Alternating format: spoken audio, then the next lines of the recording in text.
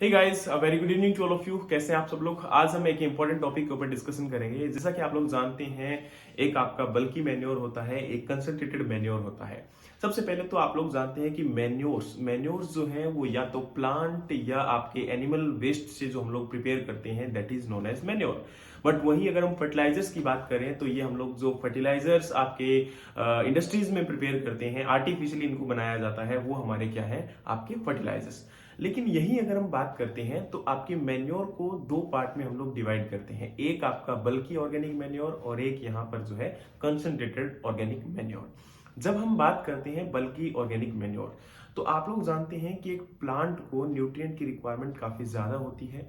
और जब हम एक पर्टिकुलर जो आपकी मेन्योर है उसको अगर 100 किलोग्राम अप्लाई करते हैं और उससे अप्रोक्सीमेटली आधा किलोग्राम या 1 किलोग्राम के समथिंग अगर हमारा नाइट्रोजन या कोई भी न्यूट्रिएंट अवेलेबल हो पाता है, so that will come under the bulky organic manure. मतलब जिसको हाई अमाउंट में प्लांट को या सोइल के अंदर अप्लाई करने के बाद वो प्लांट को न्यूट्रिएंट अवेलेबल करवा पाएगा काफी, जो उसकी रिक्वायरमेंट है उसके अकॉर्डिंग, तो उसे हम लोग बोलते हैं बल्की ऑर्गेनिक मैन्योर। जिसके की एग्जांपल होते हैं फार्म यार्ड मैन्योर, या फिर हमारा यहाँ पर जो वर्मी कंपोस्ट है, या फिर आप लोग जो नॉर्मली किसी भी पोल्ट्री मैन्योर को, यानी कि जो आपका एक प्रकार से एनिमल का जो वेस्ट हम लोग प्रिपेयर करते हैं, या जो फार्म यार्ड मैन्योर है, जो हम फार्म के अंदर जितना भी एक वेस्ट है उसको कलेक्ट करके हम लोग जो तैयार करते हैं, ये सारा हमारा किसके अंदर आता है, बल्कि ऑर्गेनिक मैन्योर के अंदर आता है। लेकिन वहीं अगर कंसंट्रेटेड ऑर्गेनिक मैन्योर की बात करते हैं तो उसमें आपका जो है जितने भी ऑयल केक होते हैं, जिनको आप लोग ऑयल को एक्सट्रैक्ट करने के बाद जो आपका वेस्ट बच जाता है,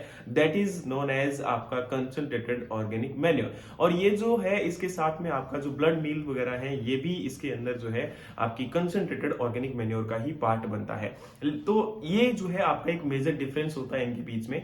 और यहाँ पर अगर हम बल्की ऑर्गेनिक मैन्योर की बात करें तो इसमें सीवेज एंड स्लज को भी हम लोग काउंट कर सकते हैं। सीवेज एंड स्लज और इसके साथ में नाइट सोल भी कहीं ना कहीं बल्की ऑर्गेनिक मैन्योर का पार्ट रहेगा।